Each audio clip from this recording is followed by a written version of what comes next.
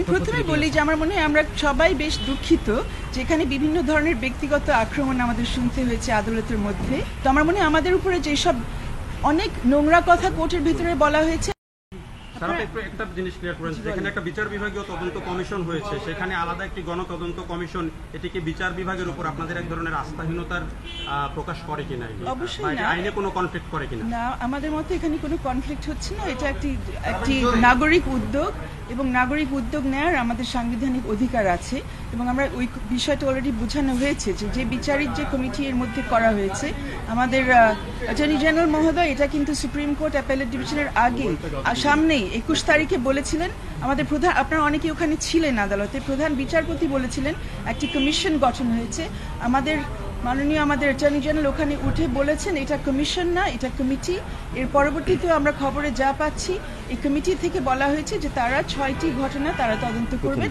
আমরা এখন পর্যন্ত প্রথম দিনের যে 6টি ঘটনা, এরপরে আমরা কিন্তু কোনো পাবলিক তথ্য পাচ্ছি না যে অন্যান্য ঘটনার উপরে কোনো তদন্ত কাজ চলবে।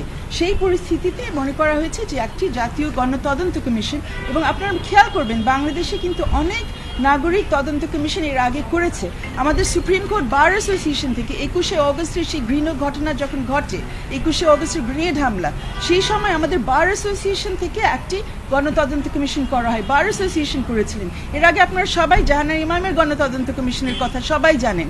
মাঝখানে আরো অনেকগুলো হয়েছে। সাম্প্রদায়িক হামলা যখন হয় 2001-এর নির্বাচনের পরে যখন সাম্প্রদায়িক হামলা বিভিন্ন জায়গা হয়, আমরা অনেকে সেই তদন্ত কমিশনের সাথেও জড়িত ছিলাম তদন্তকারী হিসেবে, আইনজীবী হিসেবে, স্বেচ্ছাশ্রম দেওয়ার জন্য।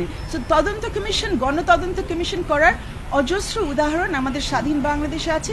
কোনোদিন বলা হয়নি যে নাগরিকরা তাদের মতো তদন্ত করবে না। আমরা কোনোদিন বলিনি যে তদন্ত কমিশনের কাজটা, এখনো বলছি না এটা বিচারের উপরে কোনো হস্তক্ষেপ করবে। তদন্ত করা হবে, একটি প্রতিবেদন পেশ করা হবে, যদি সেটার ভিত্তিতে বিচারিক কোনো ব্যবস্থা নেওয়া হবে, যদি সেটা ফেলে দেওয়া হয় বঙ্গোপসাগরে ফেলে দেওয়া হবে, সেটা তো রাষ্ট্রের ব্যাপার কি হবে।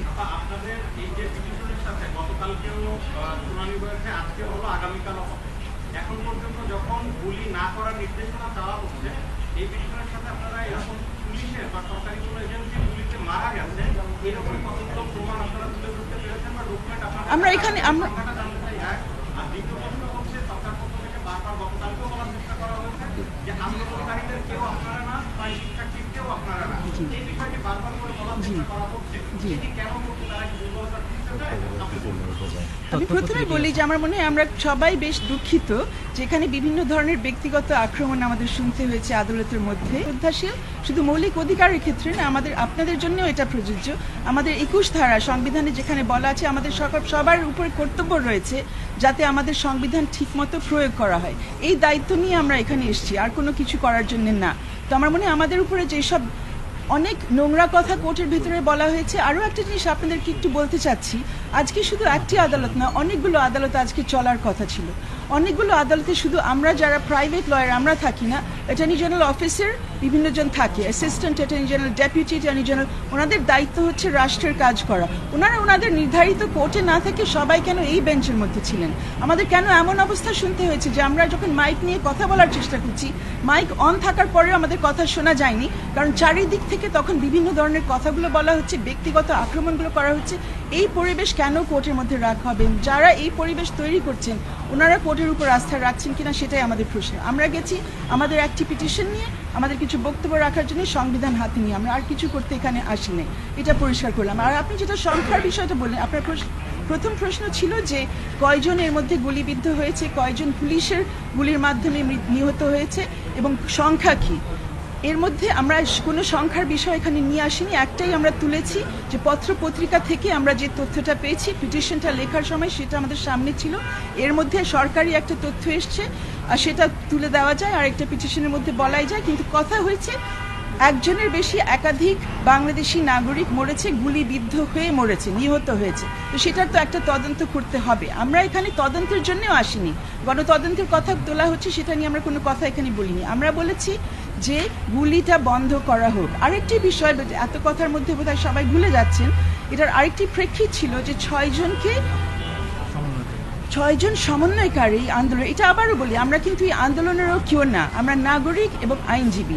আমরা এসছি সেই দায়িত্ব থেকে যে আমরা দেখছি অন্য 6জন নাগরিক যারা একটি আন্দোলনের সাথে সম্পৃক্ত, বলা হচ্ছে যে তাদেরকে ডিবির হেফাজতে রাখা হচ্ছে।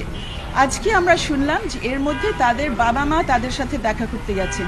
একই কথা, ওনারা কিন্তু নাবালক না, ওনারা একটি আন্দোলনের নেতৃত্ব দিয়েছেন, সাবালক অ্যাডাল্ট সুস্থ মস্তিষ্কের। এই অবস্থায় তাদেরকে কাস্টাডিতে রাখা হয়েছে, এটা অ্যাডমিটেড, কেউ ডিবেট করছে না যে তারা কাস্টাডিতে আছে। সরকার পক্ষ বলছেন ওই কাস্টাডি লিগাল, আমরা বলছি সেই কাস্টাডি লিগাল না। আমরা জানতে চাচ্ছি কোন লয়ের আন্ডারে ওনাদেরকে রেখেছেন। ওনারা বারবার বলছেন ওনারা নিজে যেতে চেয়েছেন। এখন নিজে যে যেতে চেয়েছেন এই প্রমাণাদিটা কোথায়? ওনাদের কি মুখের কথার উপর আমরা ধরে নিব না? ওনারা আমাদেরকে কোনো আদেশ দেখাবেন যে কিসের ভিত্তিতে ওদেরকে ওখানে নেওয়া হয়েছে। তো আমরা শুধু চাচ্ছি যে ওদের থেকে আমরা শুনি, কারণ আমরা জানি যে ওনাদেরকে হসপিটাল থেকে নেওয়া হয়েছে। হসপিটালে যখন বলা হয়েছে ডিসচার্জ অর্ডার নাই, তখন বলা হয়েছে এটা লাগবে না। আর 6.5-8 ঘন্টা ধরে আমরা কেউ জানতাম না তারা কোথায় আছে। তারপর এডমিশন এসছে যে তারা ডিবির কাছে। হ্যাঁ, সব ভোরবেলার দিকে জানা গেছে 5টা 10-এ যে ওনারা কোথায় আছেন। পরের দিন আমরা মাননীয় স্বরাষ্ট্র মন্ত্রীর কাছে শুনেছি যে তারা ডিবির কাছে আছে। সেটা তো এডমিটেড, এটা নিয়ে তো কোনো তর্ক নেই। এবং আপনাদের কাছে অনুরোধ রাখবো, যে তথ্যগুলো এসছে সেগুলো মুছে ফেলেন না, সেগুলো বলেন যে কে বলেছে তারা ডিবির কাস্টাডিতে।